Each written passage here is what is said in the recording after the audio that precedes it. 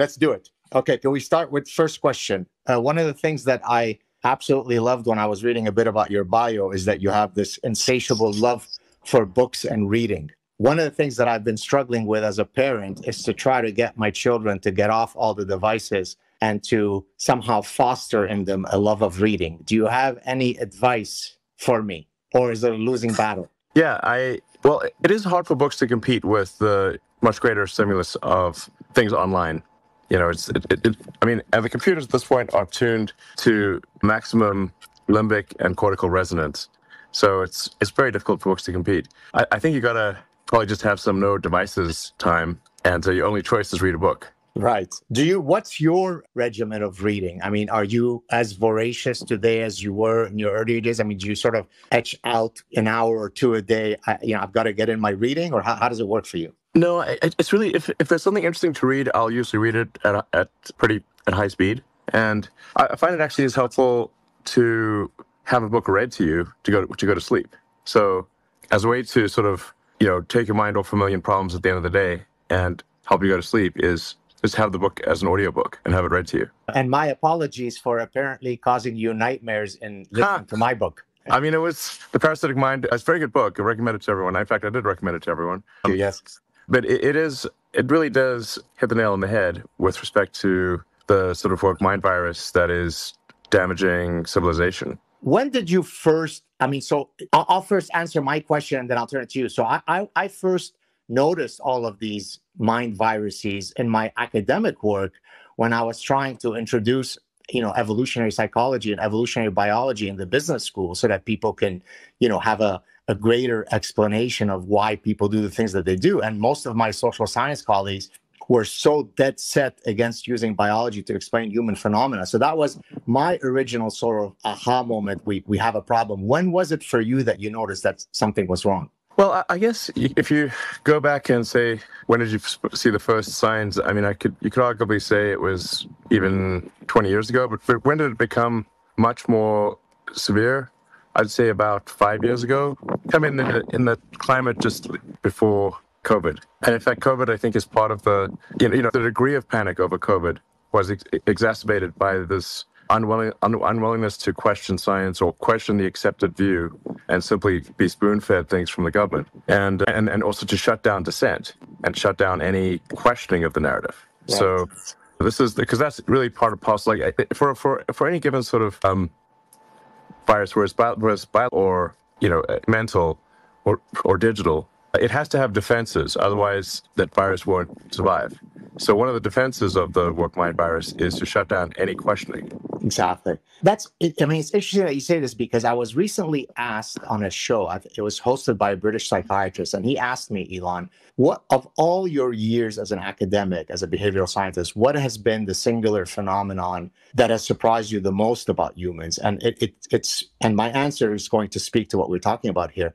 And so I thought about it for a minute and I thought, okay, well, probably what surprises me the most is people's inability to change their anchored position once it is deeply anchored, despite the fact that I might build you a huge nomological network of cumulative evidence to show you that my position might be vertical, there's no way to sway you. So the question that I had asked you is, someone asked me what has surprised me the most over my 30 years as an academic, and my answer was the inability of people to change their minds, despite the fact that you might give them, an unassailable tsunami of evidence. They just go, la, la, la, I don't want to hear it. What has been, in all of your career, what has been the singular, human phenomenon that has surprised you the most about humans? Well, there's probably a long list there. In terms of surprising the most, maybe I would share a similar view to you, which is that when humans, once they take a position, even when presented with an overwhelming amount of evidence that, undermines their position, nonetheless hold on to that position. This I find to be astonishing, because I aspire to change my opinion if presented with new facts. But this turns out to be a very unusual thing. So, and in a sense, it's disheartening, right? Because you'd like to think that, we're all pursuing truth, and certainly academics should be. And yet what I've regrettably found in my career is that, academics are some of the biggest ideologues around, right? I mean, as you know, having, read my book, all of these parasitic ideas originated from, the university ecosystem. So can we be optimistic that we could turn this thing around, Elon, or are we just screaming in the wind? Well, I think we have to be optimistic. I agree with, and my general philosophy is that it's better to be on the side of being optimistic and wrong than pessimistic and right. Right. If you're going to pick one of the two, I mean, you don't want to be irrational about it, but if it's borderline, better to pick on, assume optimistic and wrong. So I think, and then I guess if you were to compare present day, how many times people change their mind, it's probably much better than the past because people are at least exposed to a wide range of information. So there's probably more changing of minds and changing of opinions than ever before in history. It's just nonetheless astonishing how resilient people are in holding on to a wrong opinion. So it's sort of truth versus tribalism, I think. There's a great book that I briefly cite in The Parasitic Mind. It's by two French cognitive psychologists. And what they argued, Elon, is that the human mind did not evolve to seek some objective truth, but rather it evolved to win arguments. So that's the point about tribalism, right? Because here I am in my sort of lofty ivory tower thinking, hey, if I present you with enough information, I can hopefully change your opinion. But the reality is you don't want to listen to me because you just want to be on the winning team. Yeah, a lot of times it's people will hold an opinion because that's what they see themselves as being on a particular team, like in a particular political party or social point of view, and they just regard it as the team winning the argument as opposed to truth winning the argument, and that seems to be overwhelmingly the case. Got you. Can we still go on for a while? It seems like the sure. Okay, let's keep going. I made the mistake of exploring some rare features, which I guess a lot of people haven't, and then I stepped on some landmines. So I will refrain from testing obscure features for a while. Got you. Okay, so what would be? I mean, this question is really stemming from my latest book, where I was talking about happiness, and the way that I wrote this book, Elon. If you would have asked me 3 years ago after Parasitic Mind, would I ever dare write a book on happiness, I would have never said yes. But a lot of people kept writing to me saying, hey, what's your secret? You always seem to be playful and joking around and, effervescent and so on. What's your secret to life? And so I decided to write a book. And in the book, I basically, I'm talking about what are some of the grand goals that shape, when I wake up in the morning and rub my hands together in gleeful anticipation of the day, there are certain things that shape my day to day. What would it be for you? What is it that makes Elon Musk wake up, rub his hands and say, oh boy, I'm excited to be alive? Gold. Just kidding. No, I was thinking of Scrooge McDuck and going for a swim in the money bin of gold. But I don't get the character. They should do more. They should do a movie on Scrooge McDuck. So, but you're not. I'm excited by solving problems. So if there's problems that I think are important and useful, I get excited by the progression of civilization. So if we learn more things, we advance civilization, become more capable.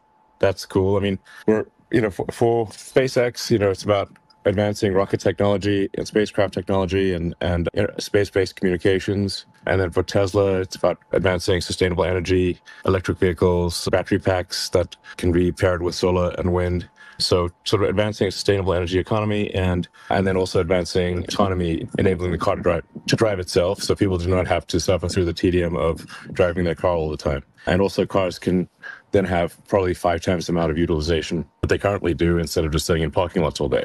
And then there's Neuralink, which is somewhat esoteric, but long-term trying to improve the data rate between humans and machines so you can better achieve a symbiosis. And in the short term, help people who have brain or spine injuries. And then Boring Company is digging tunnels to alleviate traffic. And then XAI is, trying to make a maximally truth-seeking AI, which I think is extremely important. And, I think a lot of people are like, why do we need such a thing? Surely the other ones will be truth-seeking. I'm like, have you seen Gemini? It's like, if you listen, it can't produce a picture. People should be quite concerned about stuff, what they see in Gemini and ChatGPT. Like ChatGPT is better at hiding it, but still, it's kind of good that Google overplayed their hand there with Gemini, where the the diversity. I mean, they must have just beaten that AI with a stick so hard because such that like nothing you do can get it to produce a picture of a pope who's a white guy. Well, did you see? I actually put up a satirical set of memes where I asked it, "What does Elon Musk look like?" and it gave me Don Lemon. This was before you had. Are you serious? Whoa, I thought that was a joke. It was a joke. It was a joke. Oh, okay, it was a joke. Okay, I was like, but it's at this point I can't tell it's a parody of reality because if you like show a picture of George Washington and George Washington is a black woman, I'm like, what the hell? This is like an actual historical figure, and it's there's crazy things like where you say like, which one is worse, global thermonuclear warfare or misgendering Caitlyn Jenner? And even Caitlyn Jenner says, definitely misgender me. Caitlyn weighed in and said, definitely misgender me. Right. That's obviously crazy. Yeah. But Gemini is like saying, oh, you should not misgender. Nuclear war is better. I mean, like, okay, think about that. Now, if this is an all-powerful AI that somehow is capable of manipulating the world in ways that we don't understand and might ultimately be our digital god, you have to be careful what you program into this thing. Because it might take what seem like sort of silly guffs right now, but if it's got that as an sort of an output function, as a utility function, it might say, okay, you know what, there's too many white guys in the world, let's kill half of them. Right. Like, it's not just fiction at that point. And basically it's going to be leading to some pretty dangerous and bizarre outcomes. And it could actually, like, if it's been taught like that misgendering is worse than nuclear war, it may decide that to avoid misgendering it should start a nuclear war. Like the surefire way to stop any future misgendering is to kill all humans. Right. Exactly. Problem solved. No more misgendering. So you listed all of these incredible initiatives that you've done.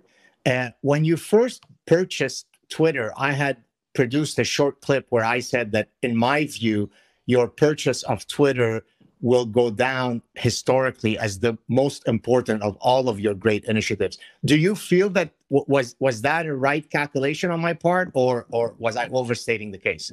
Well, you might be right. It's possible that you're right. I mean, I didn't do the purchase because I thought it was a great way to make money, or because I thought it would improve my quality of living. Because frankly, I knew that I would be, there would be a zillion slings and arrows coming in my direction, because the woke mind virus and various other sort of falsities are not going to take it lying down. And I could just end up being killed by some crazy person, that is an effective arm of the mind virus. So, but it really, I couldn't quite put my finger on it, but it really felt like there was a civilizational danger. Yeah. That unless one of the major online platforms broke ranks, then, because they're all just behaving in lockstep, along with the legacy media, just everyone saying the same thing. And so there's it was just no place to actually get the truth. It was almost impossible. So everything was just getting censored. Like the power of the censorship apparatus was incredible.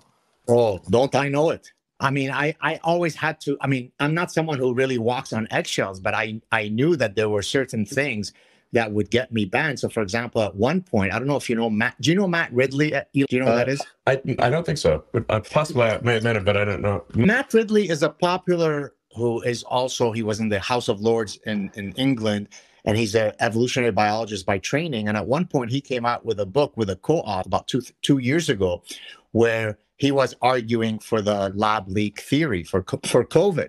And his people had reached out to me and said, hey, Matt would love to come on your show and chat about this. And so I responded, and I almost felt ashamed that I was saying this. I said, look, I'm always happy to speak to anyone. I hardly shy away from conversations. But you should know that the minute that we actually put up the chat on YouTube, not only is it going to be taken down, probably my channel is going to be deleted. And so, practically speaking, there was no point in us having that conversation. Until today, I feel horrible at the fact that I actually had to go through that calculus. Taking over X no longer causes me to have to make those kinds of machinations. Are you there? Oh, we've lost Elon. Okay. Are you back, Elon? Yeah, sorry. Certainly helpful as a means. You hear me now, I assume. Oh, yeah, I hear you. Okay, great. No, sorry, I was just walking around the house, and I think it dropped the connection for some reason. But this is definitely a reminder that if a connection has dropped, the moment someone rejoins, it should rejoin in the prior status unless they were exited by the host. Right, yeah. Unless the host kicked them out, they should re-enter in the same status as before. So in addition to us having a fun conversation, you're getting some technological benefits out of this. That's correct. I win. So yes, I got to try to do, two birds with one stone, or three birds with one stone. Basically get the whole flock. All right. Should we do a few more questions, and then hopefully you iron out the kinks, and then we could have a round two whenever you think it's ready, hopefully in the near future? Yeah, sounds good.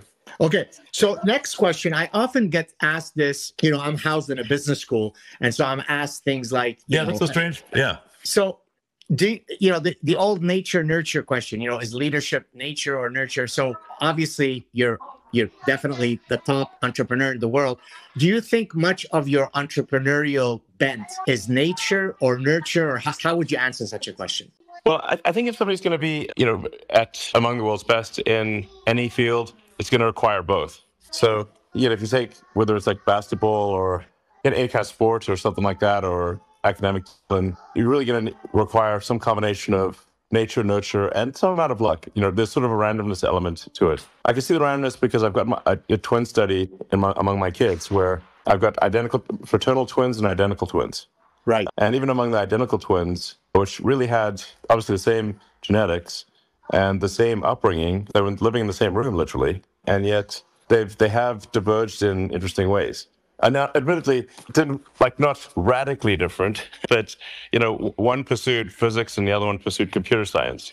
It's not radically different. Right. The single biggest difference I would say is one of them decided to be vegetarian when he was about 7 or 8, and one of them didn't. And the difference is about 2 inches in height, and like the twin that was not a vegetarian is way bigger. So there's it was a really big difference. But anyway, so there's the randomness element where just luck or fate or whatever plays perhaps a bigger role than it may seem. But you do need to be born for any particular to excel in any field with a good hand of cards, and then is that talent nurtured, and through the circumstances of life, and then some amount of luck it has to be there too.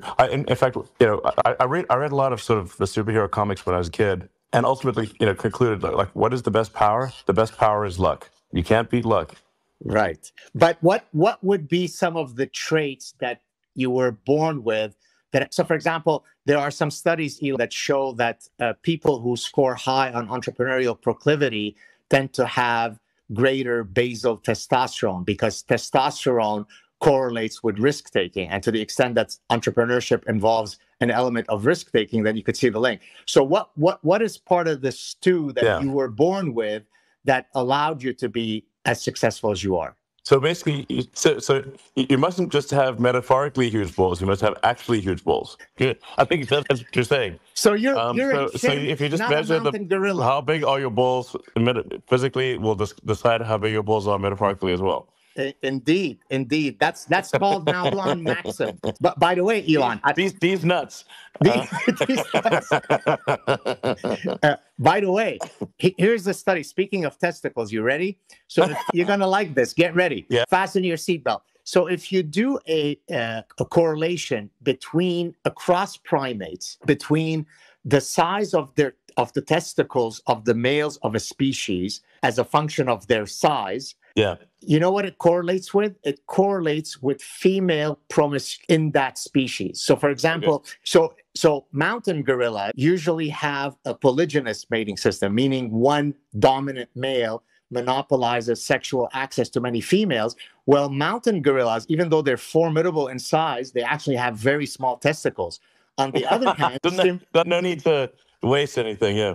Exactly. Whereas chimpanzees, Elon, are walking testicles because they're just having sex all the time. And so there is massive opportunity for sperm wars. And so this is the ultimate feminist theory, because it basically argues that the size of the testes of the males of a species are an adaptive response to female sexual behavior in that species. Mic drop, no? Wow, mic drop. We need a mic drop icon or something like that. We'll add that to the emoticons here. All right, let me a couple more questions. You and I have discussed privately. I'm going to say the acronym, and then I'm going to explain it to the people who don't get it. You've stated, I don't know if it was serious or facetiously, that you'd like to start a tits and ass institution. Well, actually, no. I think I can explain that. So for a while there, I was wondering. Well, Massachusetts has MIT, and California has California Institute of Technology, CIT or Caltech as they call it. But why doesn't Texas have a Texas Institute of Technology? And then it dawned on me, TIT, yes, that's probably the reason. And then a friend of mine suggested adding an S for science, and that became TITS. And then, of course, you put out another tweet where you said, but of course, there will be an advanced social studies faculty. Yeah, of course, you gotta have that. I mean, now, are you being facetious about that project, or is this in the works? Well, I do believe in making jokes come true.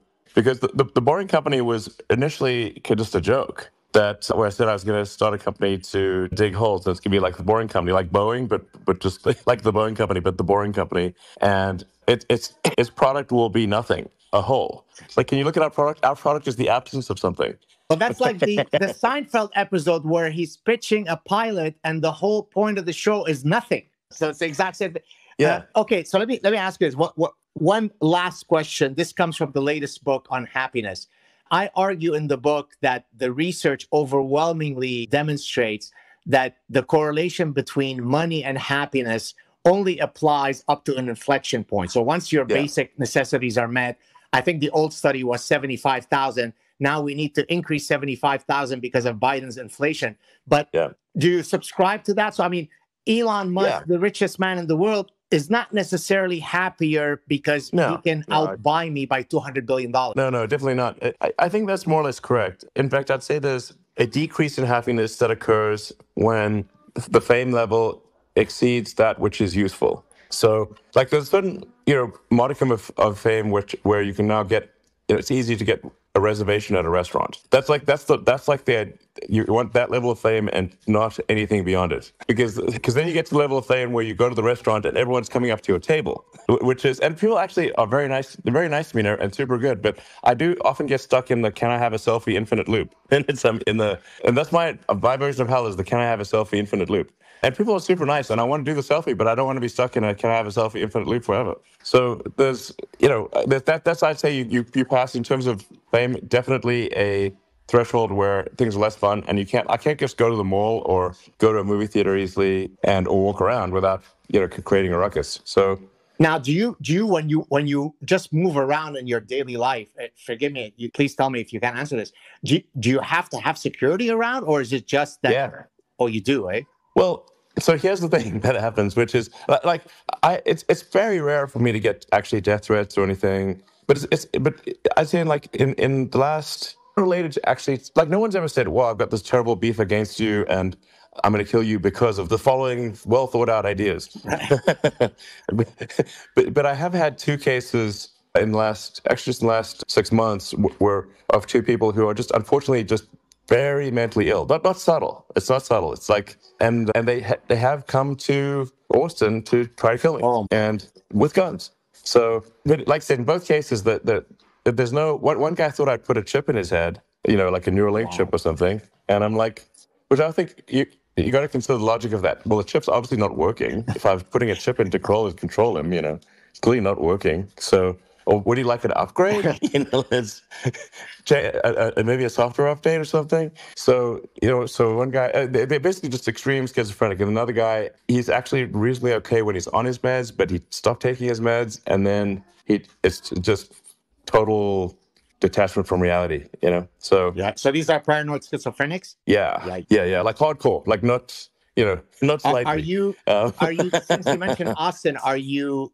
any regrets of having moved out of beautiful California to Austin, or are you every day happy that you've made that decision? Austin's a great city, and it's a boom town. It's probably the biggest boom town in America since LA in the 70s, and a ton of interesting people keep moving here. So I have a lot of friends that have moved here from New York and California and other parts of the world. And so it's really, I think it has all the pros and cons of boom town, so it's a lot of energy, but there's a shortage of houses and resources because lots of people are moving here.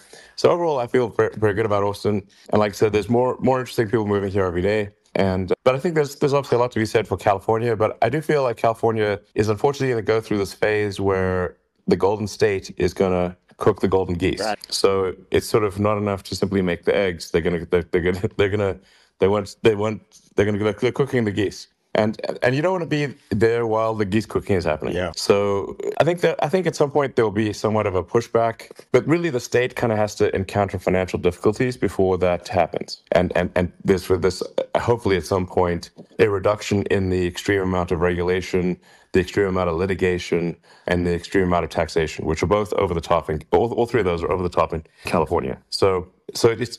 I think if you think about it as a state, you do want to maximize the number of golden eggs that get laid, and you don't want to cook the geese. So I think California's, many countries go through that phase, and California as a state is going to go through that phase. So my preference is not to be there while the geese cooking is happening, but I do visit a lot, and it's a beautiful state with a lot of potential, and I think ultimately, once the geese cooking is done, and there's hopefully some reforms done in California, then I potentially consider being like dual state at that point. Gotcha. Beautiful. Listen, I don't want to. I want to be mindful of your time. I could keep you here for another 5 hours. What a delight to speak to you. Thank you so much, and thank you for all of your public support. Although I must say, as soon as I started seeing all of the lovely tweets that you would put out, I told my wife, watch now the number of haters that are going to come my way, because Elon is showing me love. And boy, was I right? Because people can't stand the fact that Elon Musk is,